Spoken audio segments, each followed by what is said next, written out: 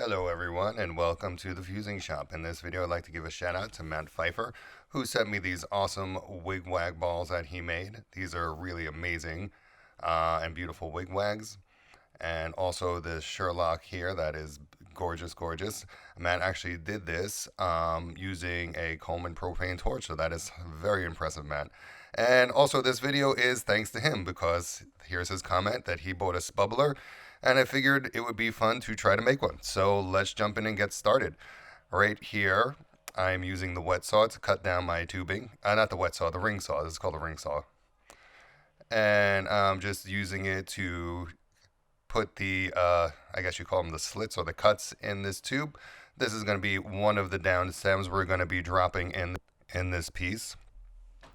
And you don't force the glass here. You just gently push it into the blade. This blade does not cut skin, so you can touch it without suffering any damage. So yeah, just gently push it in and cut those slits into the glass. I'm going to rotate it and cut two more. And there we go. That's how it looks. Looking good. I do have the bottom of this tube already closed off. I did that before I started the video. You guys have seen me close down tubing many times before. And I don't think it was necessary to watch me do it again. So you could look at some of my other videos to learn how to close down tubing. Or if you need to learn how, leave me a comment below. So again, just using the very gentle pressure and letting the blade do the cutting. And there we go. We are ready to get behind the torch. And hello everyone. I don't know if I mentioned it before, but this is Sim from the Fusing Shop. And there's the piece that we just made. I rinsed it out in the sink. And this is just showing the concept we're going to be achieving. I'm going to be dropping that downstem in that other downstem to make this a waterproof pipe. And I also prepped up this other piece and I cut two slits in that. And that's going to be the mouthpiece of our Spubbler. And that's going to be the first thing we're going to do right now, is drop that first downstem, which would be the mouthpiece downstem, I guess we're going to call it from now on. And here I'm measuring the tubing so I could give you guys all the sizes. I'm using 25 millimeter for the outside. The first thick downstem is, I think, 18 millimeters. The smaller one that goes inside that is 8. And the mouthpiece downstem is like, I think, 10 millimeter. So yeah. Let's get it going, get the torch lit, and the first thing I'm going to do is pop a hole in the end of my 25 millimeter tubing. And the way I'm going to do that is first remove that blep at the end. So go ahead, get that nice and juicy hot, and I apologize for any background noise. It is the spring here, so the landscapers are all out in full force today, so if you do hear lawnmowers and weed whackers, people, I am very sorry for that. I'm doing my best with the audio to keep it as crisp and clean for you as possible. And I also cleaned up my table. So yeah, there's much less clutter there. If you like that I did that, please leave me a comment below. And here I just popped open the hole. I'm going to use the reamer to open up that hole to a little bit larger than the downstem we're going to be putting in this tube. And right now I'm just sizing it up to make sure everything looks good. In this case, I had to open it up a little bit more. And when you flare out tubing like I'm doing here, just be gentle. You only need to get the very lip nice and red hot. And then just gently go in the reamer. Keep everything as steady as you can. This way you keep that hole nice and smooth and centered up. And boom, that downstem is ready to go in. Now what I'm going to do is flare that end of that tube just a little bit so it catches on the end of that hole we just opened and it won't fall into the pipe, making it quite a challenge to get back out. So just put that in, dip that in the flame. It's not super thick, so it should be pretty easy and will not take a lot of heat to move. And now I'm going to put it on the end of my graphite reamer and pop that down. I don't need to hold it because I just did that flare, which is awesome. Now what I'm doing is I'm just going to tack weld one spot. And this is the same anytime you drop a downstem like this. You're going to tack weld in one spot. And then I'm going to start rotating the glass and use my reamer to flare out that flare even more until it attaches to the lip of the tube. and this will make a nice smooth connection. You want to make sure that there are no lines or creases or anything funky in that connection, because that could be your cracking point. So there we go. Just get that reamer in there and flare out that tube. I'm doing this out of the flame. Now I'm going back into the flame and reheating. Graphite can temporarily go in the flame. So if you do put it in the flame, make sure it does not get red hot and start smoking. You do not want to get the graphite that hot. You can ruin it, and it releases a really funky smell. So now I'm just centering up that downstem so everything looks good. And there we go. That's the progress so far. Getting glass in focus is a task sometimes, so I do my best. Now what I'm going to do is attach a blow tube onto that piece. And we're going to build the rest of the pipe off this connection, so make sure it is a hot seal, which means getting both ends nice and juicy hot. They should both be glowing the same amount, the same color, the same orangey reddish kind of color. And here I missed the mark, which happens sometimes. I'm like a 50-50 on making these attachments. 50% of the time I hit it like dead on, and the other 50, not so much. So, you do your best. Try to line it up as best you can. Here I'm just flaring out that tube because it closed down a little bit on me. And now we're just going to go ahead and make that hot seal connection. Again, get them both juicy hot. You're going to attach, you could attach in the flame or out of the flame. I find out of the flame gives you a little bit more control over the glass than in the flame. That's my preference. You could do whatever makes a good seal for you. And while I continue to make that seal, I am going to do the dad joke for today's video. Since I am a dad, I get to have the right to tell my dad jokes in these videos. And the joke is, I visited a school recently and was amazed by the dry erase boards because they're remarkable. And I agree, dry erase boards are remarkable, and I use one every day to keep track of my to-do list. So, highly recommend whiteboards, people. What I was doing just now is I'm letting that glass flow back and forth. And I'm also sizing up how much length I'm going to need to make this piece. And I'm going to be doing a flame cut here. So I'm spot heating one spot on the glass. And then I'm going to rotate. You see that red dot rotating around? That gives you like a focal point that you could keep your heat in that one spot. And when we start to form the red ring, I'm going to gently pull my hands apart and do a flame cut. Kind reminder to always cut your glass in the flame to not make stringers. You don't want stringers. They are very dangerous to have around, especially when you're using clear glass like I am here. Okay, so right now we're left with the blep, which always happens when you do a flame cut. You're always left with a little bit of glass left over on the end. And I'm just going to use my tweezers and pull that out and flame cut it off. There we go, boom. Again, making sure not to pull thin stringers. Always use the flame to cut the glass. And I had a little bit of extra glass, so I'm thinning it out a little bit more. And now I'm going to use the clear rod to pop open that hole, or I should say break open that hole, because I'm going to get that molten hot, attach it to that little point that's sticking out of my pipe, and then snap it off, as we're going to see here in a moment. And while I am doing that, please kindly hit that like button, or smash it if you like to smash the like button. And I just wiggle and snap it, and that opens up a hole nice and on center for us.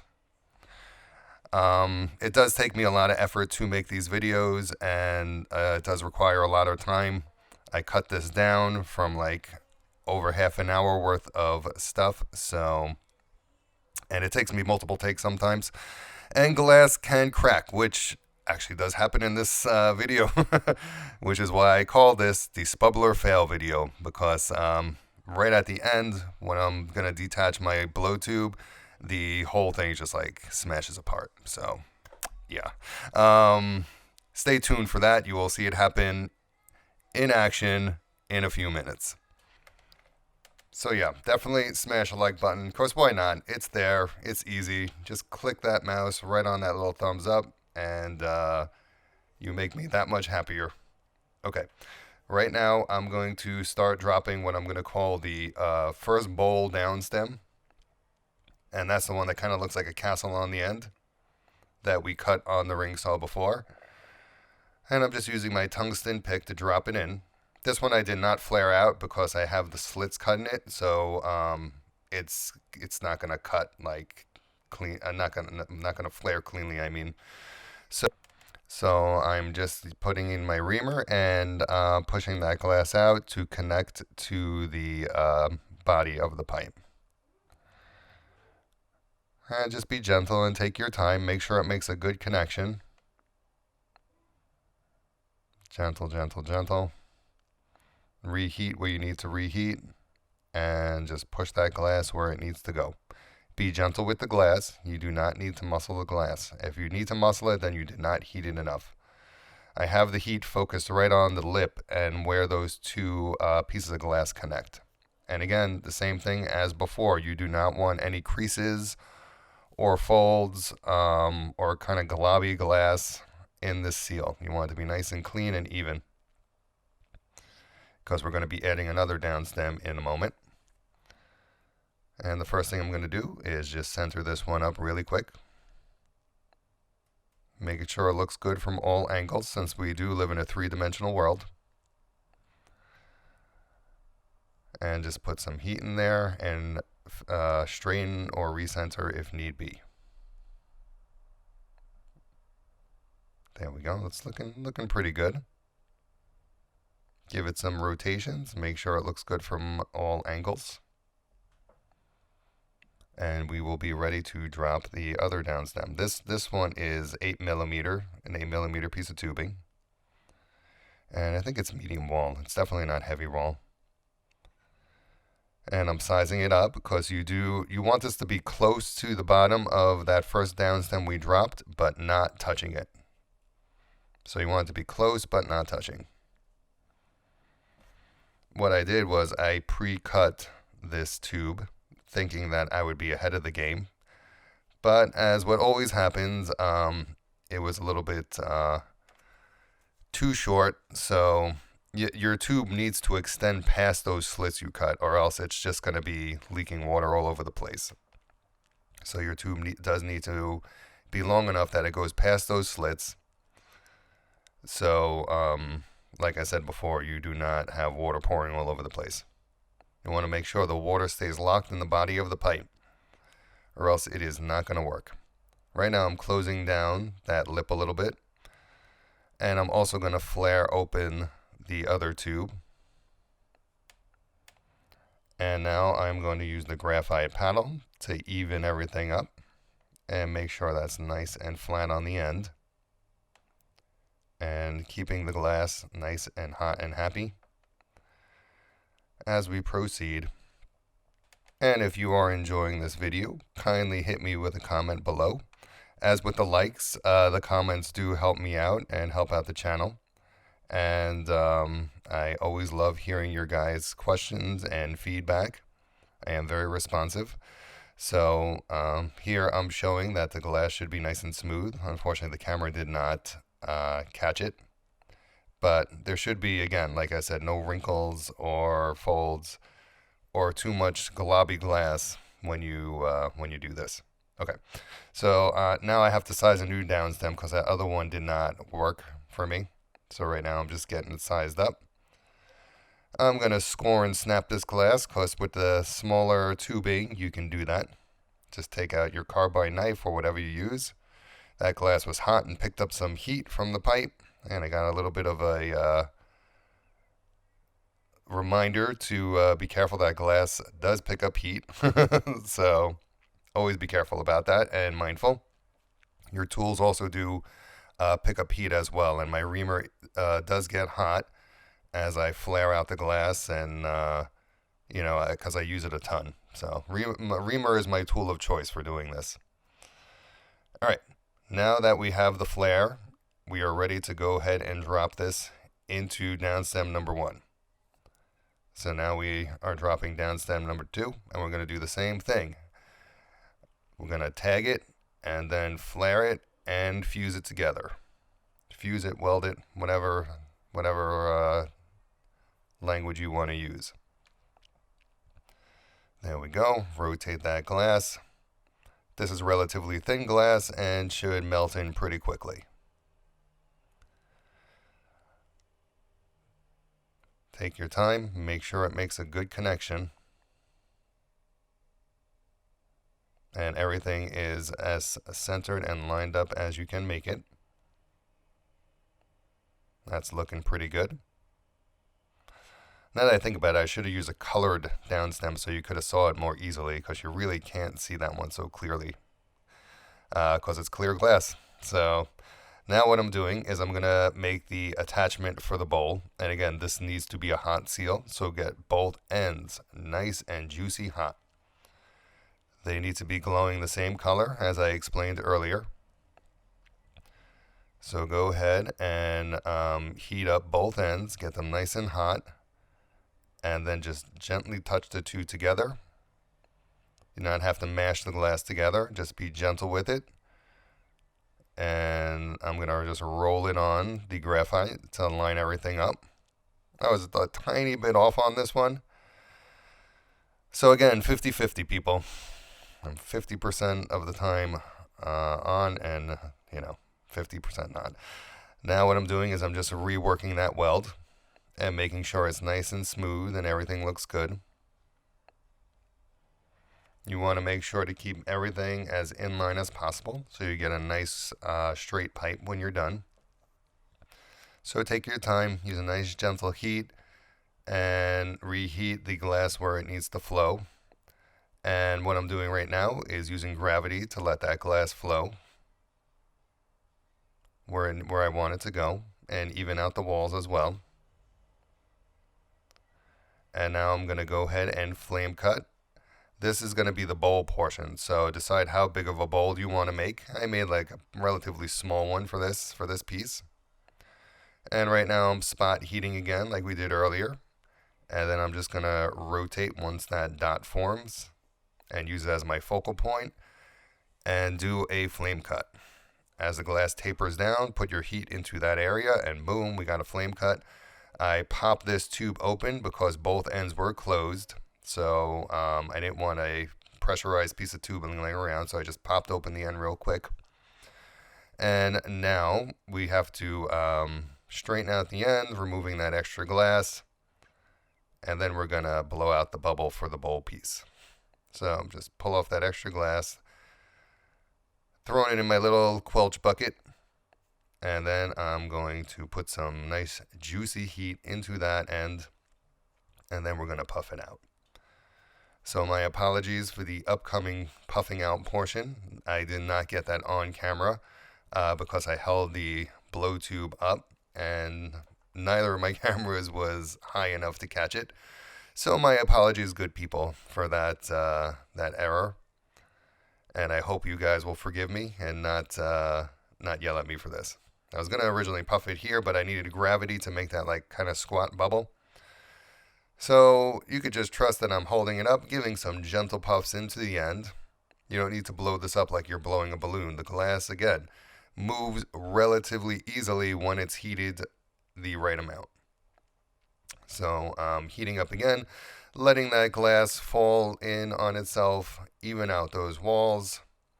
And we're going to give it another puff to make that an even bigger bubble and more of a bubbly shape. Don't be afraid if the glass gets a little bit like floppy. That's okay. Just keep spinning as you puff and you'll be fine. And that's looking pretty good. Just making sure everything looks good and on center, or as on center as you can get it. Now what I'm going to do is pop the bowl hole, which I'm just going to spot heat in one spot right at the top of that bubble and blow the blister first. So puff, puff, puff, puff, puff. Do not pop it until you have that blister. And then I use the very edge of the flame to pop the very top of that blister. And you should get a nice tiny hole. This way, if you prefer not to use a screen, this is fantastic for that. Now I'm just heating up around that hole and using my bowl push to push the bowl in. Or I should say push that glass in. Use a nice gentle heat. And I'm sorry my hand is blocking the push. But you could trust that. You see me sink bowls many times before, and it's the same process. Heat around, make sure it gets nice and molten, and just gently push that glass down, and I twist the bowl push as I push into the glass. And that's looking good. Go ahead and flame polish if you need. And make sure your bowl is centered up. And we're going to go ahead and pop the carb now. And this is the same process as we did before. I'm going to use the bowl push to plug up that hole so we can pressurize the tube and heat up one spot on the side. You could choose right or left, whatever one makes you happy and you're comfortable using. And then I puff out the blister and then go ahead and use the edge of the flame to pop open the hole. And we get a nice clean hole when we do it that way. And you can see it pop in the flame. Let's watch. Boom. Yeah, it popped right there. Awesome. Give it a quick flame polish so everything looks good. And our spubbler is almost complete. Very exciting when you get to this step in the process. You know, when you're so close to being done and everything is actually going the way you want. Very exciting. Unfortunately, as you all already know, this pipe does get a ginormous crack in it in a minute. And right now, I'm flattening out the bottom so it doesn't roll away on us as we're getting it loaded up, ready for some goodness. Now I'm flashing it with a nice gentle annealing flame. Take out your claw grabbers. And before you grab onto that pipe, you have to just flash the claw grabbers in the flame. Don't leave them in the flame too long because it is metal, and metal should never go in the flame. But this we just like wave in front of the flame to quickly, put some heat in it so it's not like ice cold. Okay, awesome. Looking good. Now we just push that blue collar towards the piece. And the claw grabs the glass. And then we use that thumb screw to tighten it down, and it makes a nice tight grip around the round tubing. And you should be able to let go of the glass. If you're not, then you did not tighten down the claw enough. So make sure you tighten it down enough. The last thing you want to do is drop the piece. And get ready for it. Boom! Look at that. Awesome. Love when that happens. And again, in the glass blowing world, this does happen frequently. And what happened is that crack is right now running down my whole entire piece. So woohoo, go me. I'm using a super gentle annealing flame right now to try to salvage this pipe. The glass has not shattered yet, except for where I just took off that blow tube. So it is possible to still save it. And that is what I am attempting to do now. I could have just edited this all out and, showed you the finished piece and say, boom, I am awesome and amazing. But this is real life, people. And I like to be as honest and transparent with people as possible. And I appreciate the same. So, yeah, this, like I tell my students all the time, this just goes with the territory sometimes. So right now some soot is building up on that pipe, and that is not a problem. That could either be burnt off by putting more oxygen into the flame, or you could just wipe it off after you anneal it.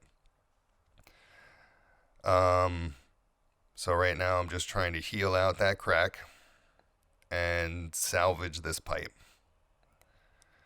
Which I got most of it, but at the end of the day, I did not get it all. So I am sorry, good people. You deserve better than that, and you deserve, a video where the pipe does not crack. So, but at this point, I was already 30 minutes in or something like that, and it was just going so well. And you know, when those situations where things are going so well, you know something has to go wrong to torpedo it. Well, that happened. That happened in this case. So I left that extra glass on the end, and now I'm just paddling it and making it nice and smooth and flat. And I'm using the reamer to recenter the mouthpiece downstem. And again, still trying to get rid of the cracks.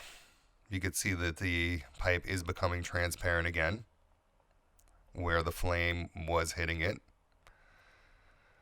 And using the reamer to recenter everything.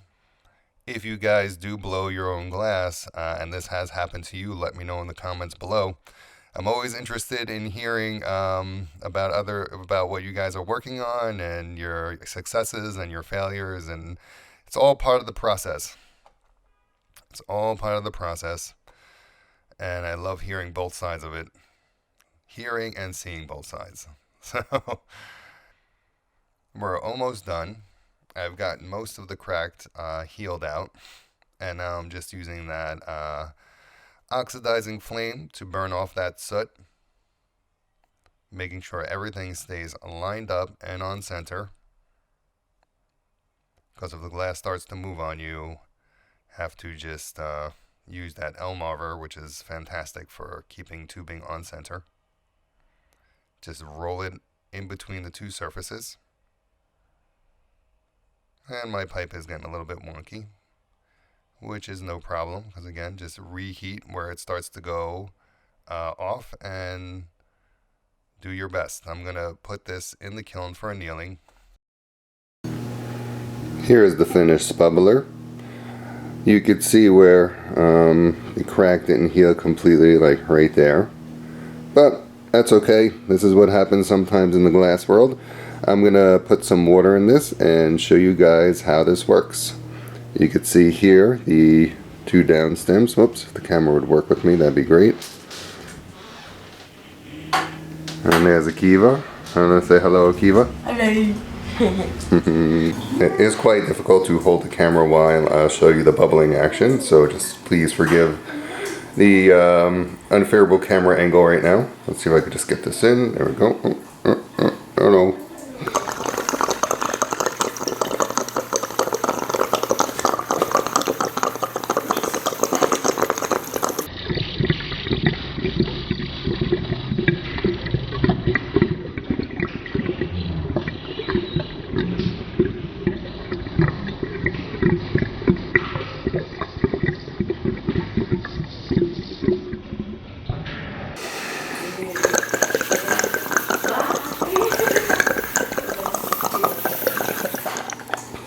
Thank you so much for watching. Don't forget to like, comment, subscribe, and we will see you guys in the next video.